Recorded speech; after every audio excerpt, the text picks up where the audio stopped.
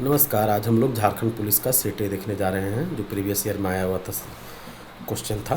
तो पहला नंबर सवाल है दोस्तों, आगरा शहर की स्थापना किसने किया था। ठीक है दोस्तों, तो इसका जो आंसर हो जाएगा वो देखिए यहाँ आंसर दिया हुआ है। तो इसका आंसर होगा दोस्तों सिकंदर लोधी। ठीक है, अगला अगला नंबर सवाल है दोस्तों कि निम्नलिखित में से कौन से वर्ष British east India company EIC Bharat में स्थापित हुआ था दोस्तों।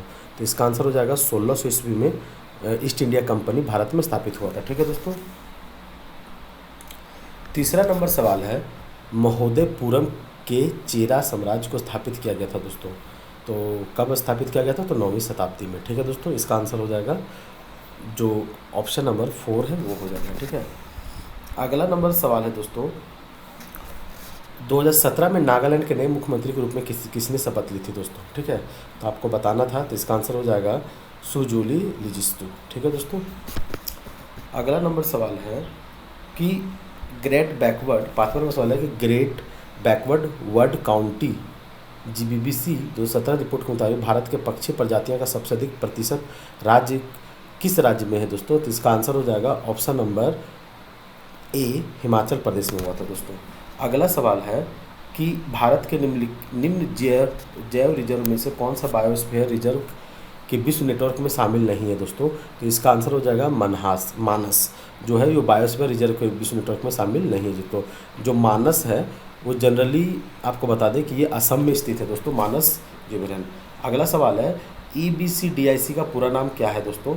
इसका आंसर हो जाएगा extended binary code decimal interchange code. Extended binary code decimal interchange code, option number A हो जाएगा।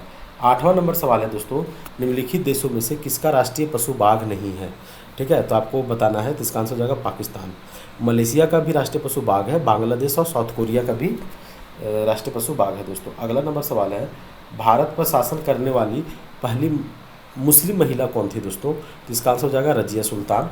ठीक, अगला सवाल जो आया था दोस्तों वो 10वां नंबर सवाल था कि भारत में पीली क्रांति किससे संबंधित है दोस्तों। तो आपको भी पता है कि पीली क्रांति तिलहन उत्पादन से संबंधित है दोस्तों। अगला नंबर सवाल है कि संस्कृत किस राज्य की आधिकारिक भाषा है दोस्तों। तो आपको बताना है कि संस्कृत जो है वो उत्तराखंड का है। अगला सवाल है कि एक भारतीय लड़की की किताब के लेखक कौन है।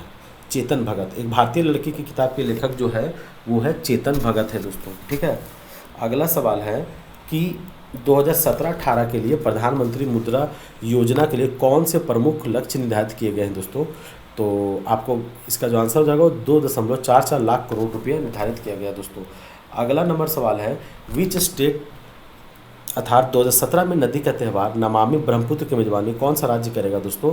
तो इसका आंसर हो जाएगा असम करेगा दोस्तों। अगला नंबर सवाल है निम्नलिखित में से कौन सा दिन भारत में राष्ट्रीय डेंगू दिवस के रूप में मनाया जाता है दोस्तों। तो 16 मई को भारतीय डेंगू दिवस के रूप में मनाया जाता है दोस्तों।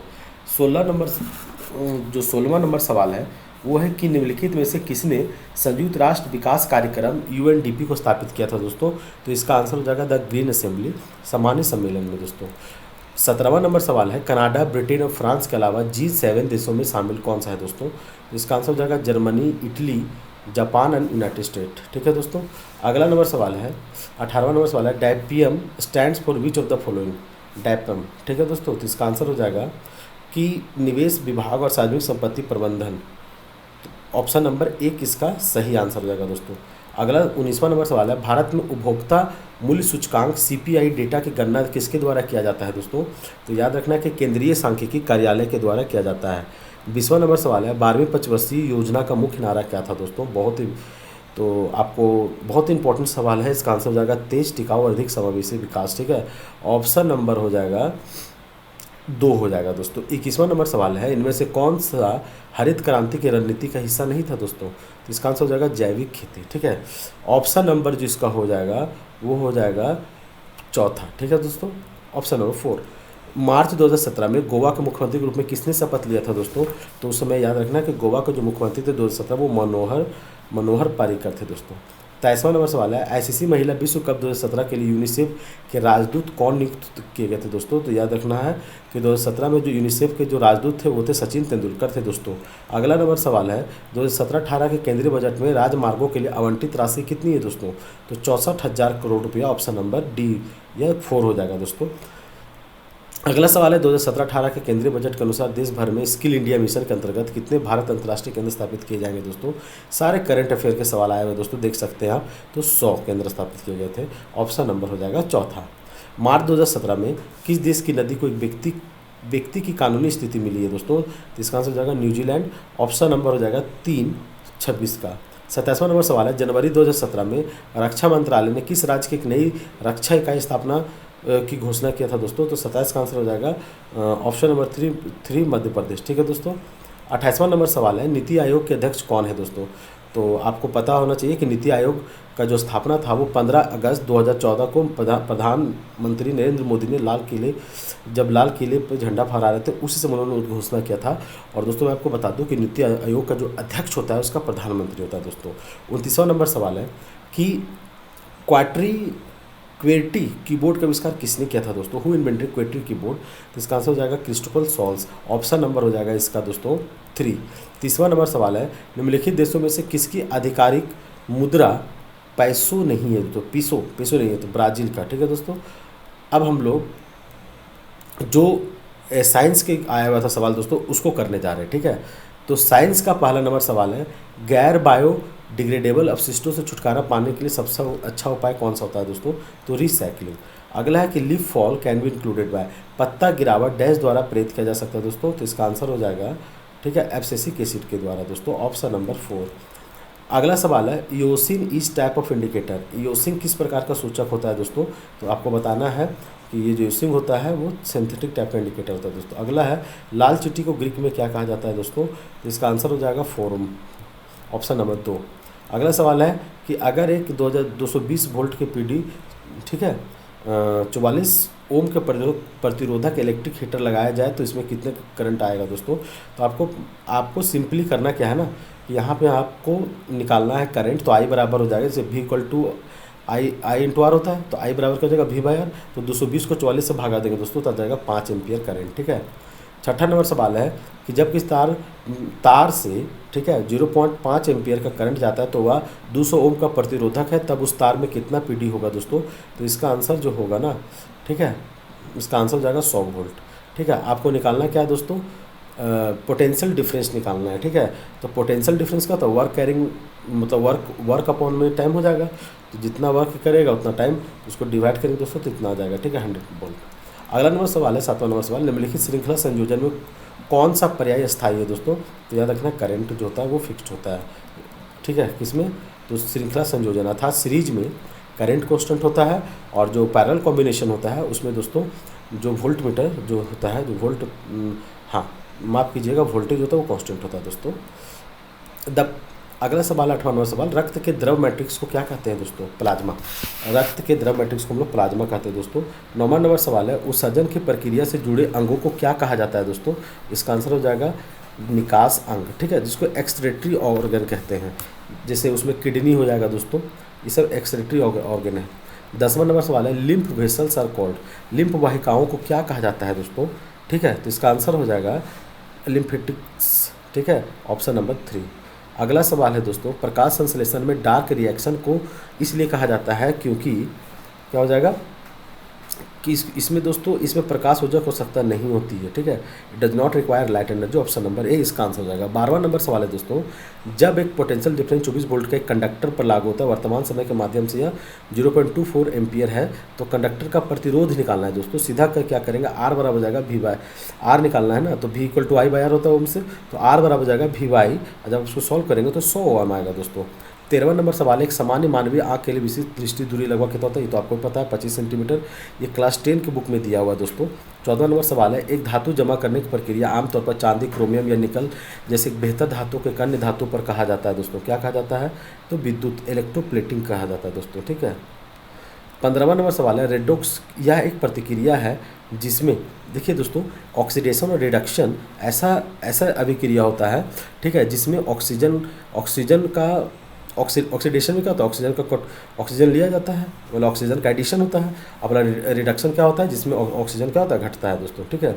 16वां नंबर सवाल है ज्वेलरी में इस्तेमाल कार्बन का एलोरेटर कौन सा होता है दोस्तों। तो इसका आंसर हो जाएगा ऑप्शन नंबर 3 डायमंड हो जाएगा दोस्तों। 17वां नंबर सवाल है छोटे बाल द्रव्य में कंपन की वजह से हट जाते हैं तो कर्वरता की वजह से होता है दोस्तों, कर्णवरता कोयला। ठीक है। 18वां नंबर सवाल है, भोजन नलिका के अनावश्यक तरंगों जैसी गति को क्या कहते हैं दोस्तों? तो इसको कहा जाता है क्रम कूचन, प्रेस्टिसिस। 19वां नंबर सवाल है दोस्तों, विशेष प्रकार के जल में जीवित रह सकने वाले जलीय जानवरों की प्रकृति इसका विश्लेषण करके निर्धारित की जाती है दोस्तों। तो पीएच का, ठीक है, आपको पीएच मापना पड़ेगा। पीएच मापने की जरूरत नहीं दोस्तों, मगर आपको याद रखना है कि जलीय जीव अगर वहाँ सर्वाइव कर रहे हैं, इसका मतलब वहाँ पानी का पीएच ठीक ठाक है, अन्यथा दोस्तों जीव जंतु मर जाते हैं। 20वां नंबर सवाल है, एक ही प्रजाति के सूक्ष्म जीव जो कि सजीव है और एक ही कालखंड में पुनः प्रजनन करते हैं, उन्हें क्या कहते हैं दोस्तों? इसका आंसर हो जाएगा पॉपुलेशन, ऑप्शन नंबर 4। अब दोस्तों, अब हम लोग जो झारखंड पुलिस में जो झारखंड से संबंधित क्वेश्चन आया था उसको डिस्कस करने जा रहे हैं दोस्तों। ठीक है, कि झारखंड के वर्तमान मुख्यमंत्री कौन है दोस्तों। तो और उस समय जब आया था सवाल, उस समय 2017 में जो थे वो थे रघुवर दास। तो उसी के बिहाफ पे पूछा गया था कि वो किस निर्वाचन क्षेत्र से आते थे। तो झारखंड के वर्तमान मुख्यमंत्री जो थे वो जमशेदपुर ईस्ट से आते थे दोस्तों। तो इसका आंसर हो जाएगा ऑप्शन नंबर 2। अगला सवाल है दोस्तों, झारखंड में जिलों की संख्या कितनी है? तो बेहद ही आसान है, 24 जिले हैं दोस्तों।